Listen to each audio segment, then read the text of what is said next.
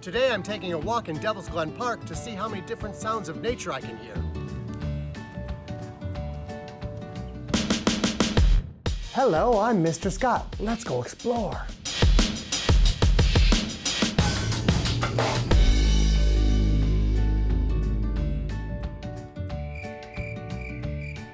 Listen very closely. Can you hear that?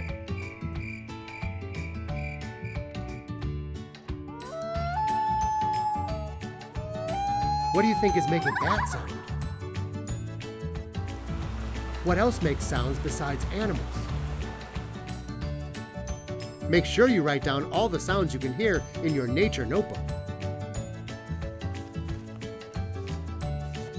Now it's your turn to go out and explore the sounds of nature.